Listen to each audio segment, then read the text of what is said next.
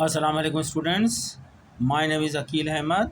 अल्लामा Iqbal open university का course code number 1340 accounting for business, जिसका topic unit number 1 चल रहा है हमारा। तकरीबन आज ख़त्म हो जाएगा हमारा यूनिट नंबर 1। इसमें हम बैलेंस शीट रह गई थी बनाना, बैलेंस शीट बनाना सीखेंगे इस टॉपिक के अंदर। यूनिट नंबर 1 में जो टॉपिक का नाम है वो है नॉन ट्रेडिंग कंसर्न। ठीक है, हमारा टॉपिक चल रहा है नॉन ट्रेडिंग कंसर्न, यानी ऐसी कंपनी जिसका मकसद मुनाफा कमाना ना हो बल्कि अपने मेंबरों को सर्विस प्रोवाइड करना हो। ठीक है, इसमें हमसे 3 चीज़ें पूछी जाती हैं, ज़्यादा से ज़्यादा 3 चीज़ें पूछी सकती हैं। एक तो रिसीट एंड पेमेंट अकाउंट बनाने के लिए जा सकता है आपका सवाल, सिर्फ इसी पे आ सकता है और इसी पे ख़त्म हो जाएगा कि आप जो दिया गया डेटा है उससे रिसीट एंड पेमेंट अकाउंट बना दें। ठीक है, या तो आपसे कहा जा सकता है कि रिसीट एंड पेमेंट अकाउंट के साथ साथ जो है आप इनकम एंड एक्सपेंडिचर अकाउंट भी बना दें। ठीक है, यह सवाल इस तरह आ सकता है, आपको डेटा दे देंगे और कहा जाएगा इनकम एंड एक्सपेंडिचर अकाउंट बनाएं और साथ में उसकी बैलेंस शीट बनाएं। बस इसी तरीके से आ सकते हैं, 3 चीज़ों से ज़्यादा नहीं होते ये। और आज हमारा ये टॉपिक ख़त्म हो जाएगा। आज हम एग्जाम्पल नंबर 4 देख रहे हैं, जिसमें इनकम एंड एक्सपेंडिचर अकाउंट के साथ साथ आपसे मांगा गया है बैलेंस शीट भी मांगी गई है, जो सवाल में डेटा दिया गया है। चलें सवाल की तरफ। आप अपना किताब का पेज नंबर 14 खोल लें। हम पेज नंबर 14 पर आ गए हैं। शुरू से हर पेज को हम पढ़ते हुए आ रहे हैं बिजनेस अकाउंटिंग के। एग्जाम्पल 14 में बताया है, 4 में बताया है, following information is provided by the labour nursing society. दर्ज झेल इंफॉर्मेशन किसने दी हैं? लेबर नर्सिंग सोसाइटी से मिली हैं ये। For the year ended on 30 June 2020। इस तारीख को 30 जून 2020 को नर्सिंग लाहौर नर्सिंग सोसाइटी से कुछ इन्फॉर्मेशन दी गई हैं। You are required to prepare the income and expenditure account. आपसे कहा जा रहा है कि आप तैयार करें, बनाएं इनकम एंड एक्सपेंडिचर अकाउंट। किस पीरियड का? For the year ended on 30 June 2020, इस तारीख का बनाएं। And balance sheet as at that date, और इसी तारीख की बैलेंस शीट भी बनाएं। ठीक है स्टूडेंट, अब डेटा देखते हैं आगे।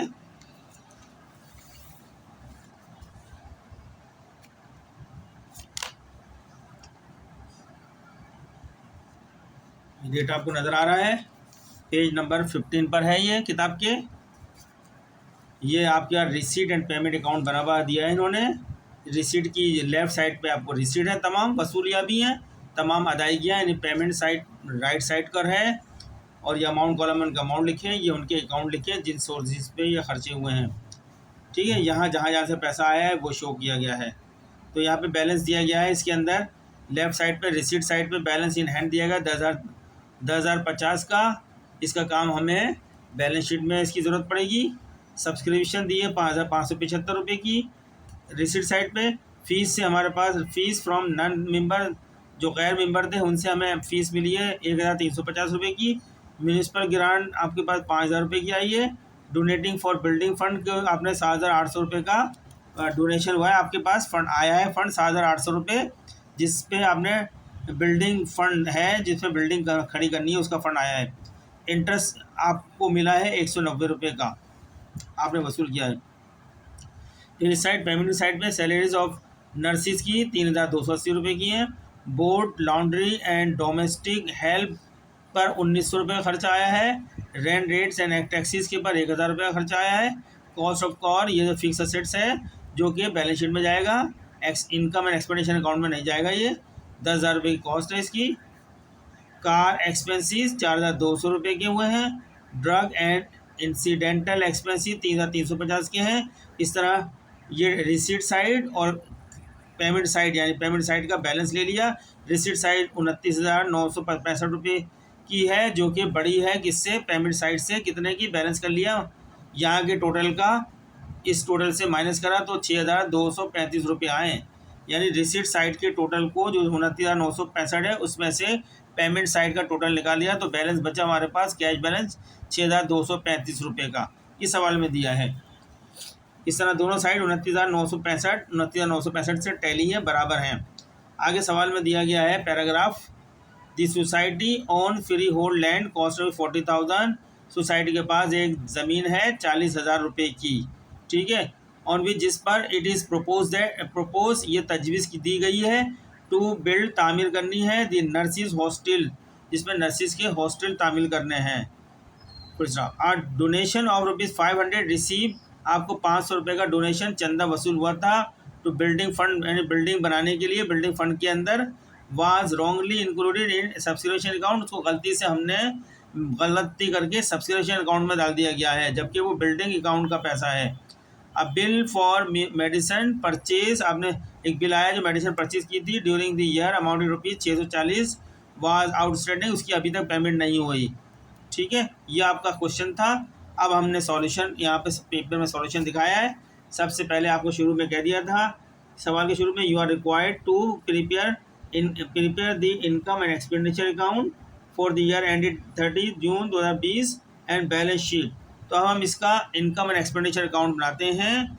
ये जो आपकी रिसीट साइड है, यहाँ से आइटम हम इनकम को उतारेंगे और यहाँ से आइटम जो है पेमेंट साइड से हम जो है उसके उतारेंगे एक्सपेंडिचर के, और जो असेट्स होंगे वो हमारी बैलेंस शीट में चले जाएंगे, इसमें नहीं आएंगे। चलें, इनकम स्टेटमेंट सब्सक्रिप्शन 5,575 रुपये की है, लेकिन एक सब्सक्रिप्शन का जिक्र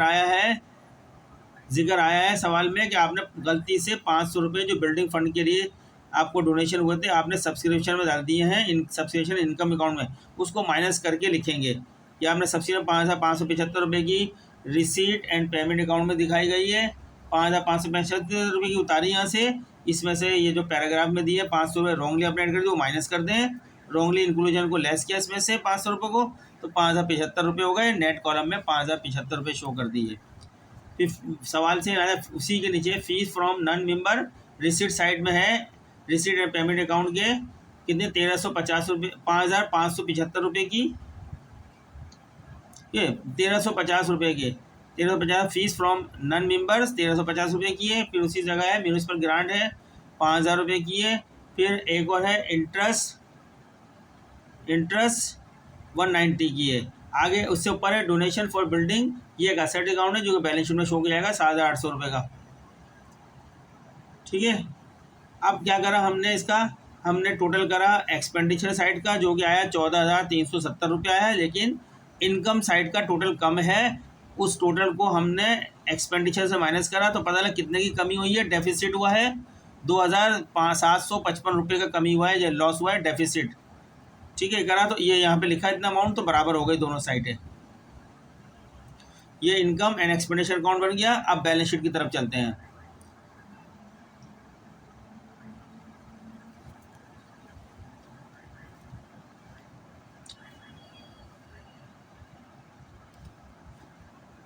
तो स्टूडेंट एक बार और रिपीट कर देता हूँ मैं, लाहौर नर्सिंग सोसाइटी ऊपर नाम लिखेंगे जब भी सॉल्यूशन करने जाएंगे, दूसरी लाइन में इनकम एंड एक्सपेंडिचर अकाउंट लिखेंगे, तीसरी लाइन में जो टाइम पीरियड रिक्वायरमेंट किया गया वो लिखेंगे।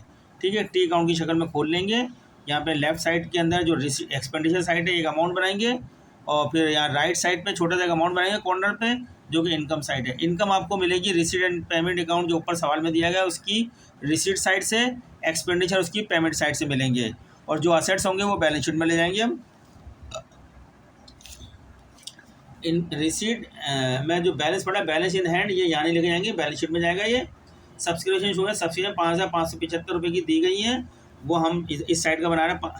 5,575 रुपये में से रॉन्गली जो सवाल में पैराग्राफ में कहा गया है कि 500 रुपये की डोनेशन आई थी उसको गलती से आपने सब्सक्रिप्शन में ऐड कर लिया है, इंक्लूड कर लिया है, उसको माइनस कर देंगे तो फिर जो बैलेंस आएगा 5,775 रुपये का।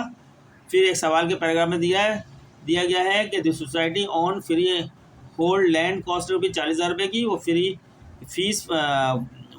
फीस फ्रॉम नॉन मेंबर, अच्छा वो तो एसेट्स में जाएगी। अच्छा, अब यहाँ पे फीस फ्रॉम नॉन मेंबर की ले ली हमने, वहाँ से म्यूनिसिपल ग्रांट ले ली, इंटरेस्ट ले लिया, ये सब रिसीट से साइड से ले लिए हमने और इनका टोटल कर लिया।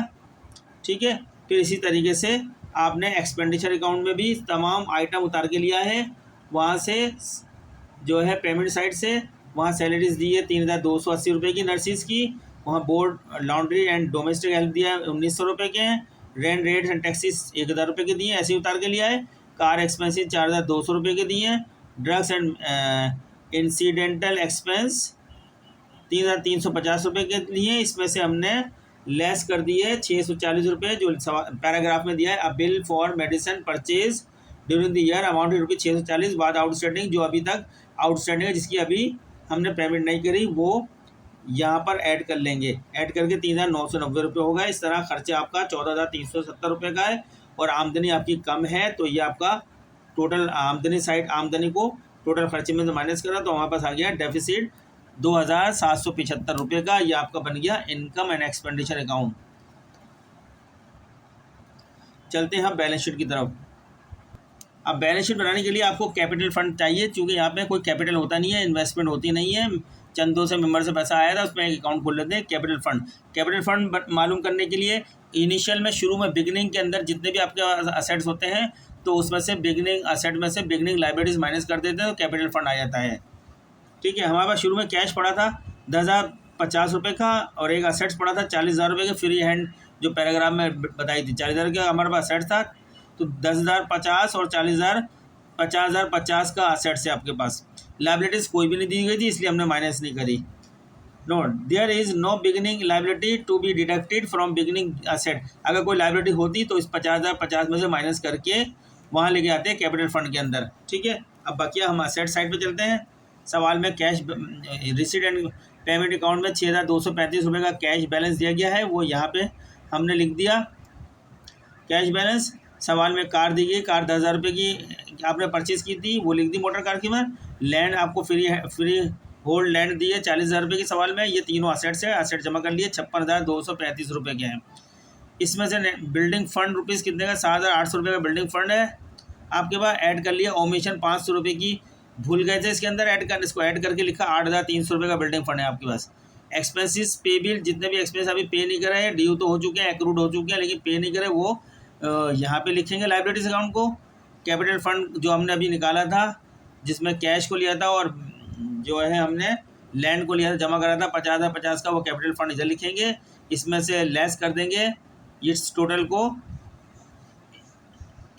जो भी अमाउंट आ रहा है उस टोटल को लेस करेंगे तो 2 लाख, तो हमारे पास जो बैलेंस आएगा 2,755 रुपये का। ये 2,755 रुपये जो आपका डेफिसिट आया है इनकम एंड एक्सपेंडिचर अकाउंट पीछे आया है, उसको 50,050 रुपये में से माइनस करके 47,295 रुपये आ जाएगा capital fund. Net capital fund आपके पास आ गया ये। ठीक है, इन सबको जमा कर लेंगे तो ये बराबर हो गई साइड।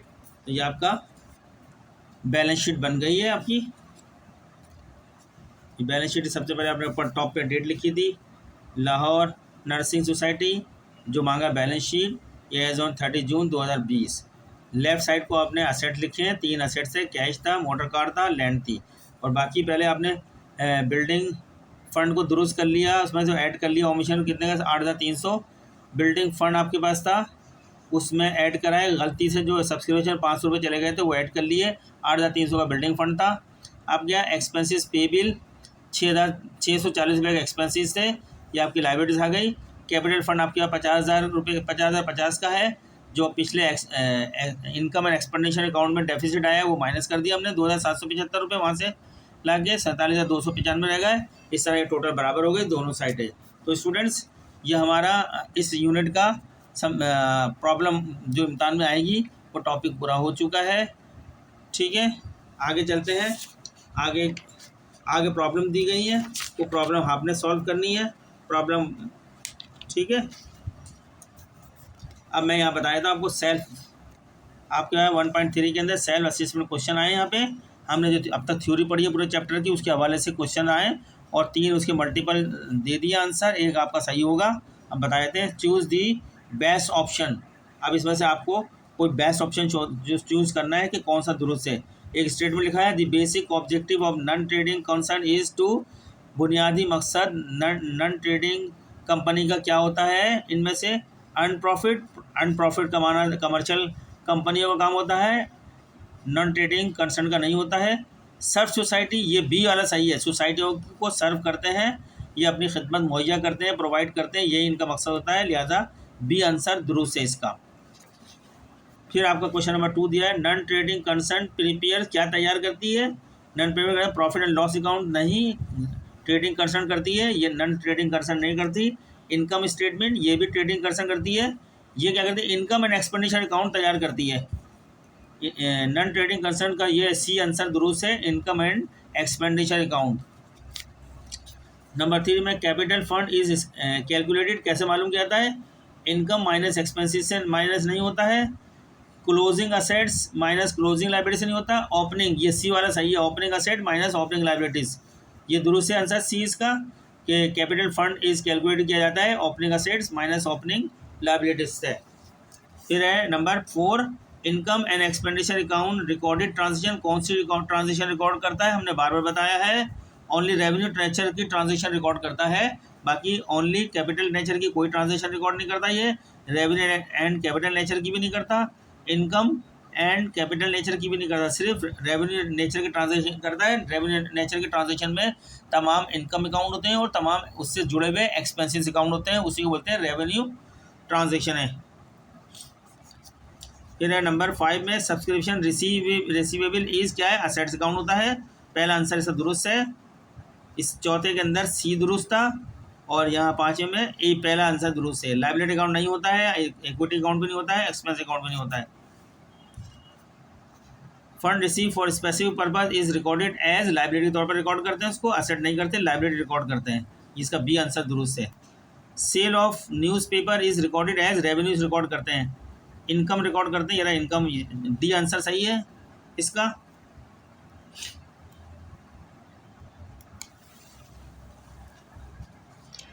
नंबर 8वां, amount receive from sale of old furniture will be क्या कहलाएगा, रिकॉर्डेड एज इनकम, पहला वाला सही है, रिकॉर्डेड एज इनकम रिकॉर्ड किया जाएगा। नंबर 9 में receipt and payment account is prepare to ascertain, क्या चीज़ मालूम करने के लिए, कैश बैलेंस मालूम करने के लिए किया जाता है, पहला दुरुस्त सही है कैश बैलेंस के लिए। Number 10, legacy is the amount which is receive from members as subscription from deceased, मरहूम से वसूल होता है ये उसकी वेल के ज़रिए से, ये बी आंसर दुरुस्त है। तो स्टूडेंट ये हमने सेल्फ असेसमेंट क्वेश्चन भी आपको करा दिए हैं। इसके बाद जो शॉर्ट क्वेश्चन है, ये शॉर्ट क्वेश्चन आप खुद सवाल के अंदर इसके जवाब दिए गए हैं, मैंने बताया भी पढ़ के एक थ्योरी, वहाँ से आप लिख लीजिएगा। और उसके बाद प्रॉब्लम शुरू रहती है, जो हमने अभी एग्जाम्पल आपको सिखाई है उससे प्रॉब्लम। अब ये यूनिट 1 ख़त्म हो रहा है, इसके बाद यूनिट 2 शुरू होगा, जो single entry book keeping system यानी accounting from incomplete record. Incomplete record को single entry book keeping system बोलते हैं, कंप्लीट रिकॉर्ड को double entry book keeping system बोलते हैं, इनकम्प्लीट रिकॉर्ड को single entry book keeping system कहते हैं। अब हम यूनिट 2 शुरू करेंगे, यूनिट 1 खत्म हो चुका है। चलते हुए आपसे रिक्वेस्ट करते हैं कि हमारे चैनल को सब्सक्राइब करें, लाइक करें, आगे दूसरों को शेयर करें और ज़्यादा से ज़्यादा इसको जो है शेयर करें, कमेंट्स करके हमें उसकी परफॉर्मेंस बताएँ। ज़्यादा से ज़्यादा जितने कमेंट्स हमारे पास आएंगे, जितनी लाइक करेंगे आप, शेयर करें, ज़्यादा सब्सक्राइबर होते जाएंगे तो हम आपके लिए सब पूरी किताब हल कर देंगे, वरना हम अपने हिसाब से स्लो करते जाएंगे।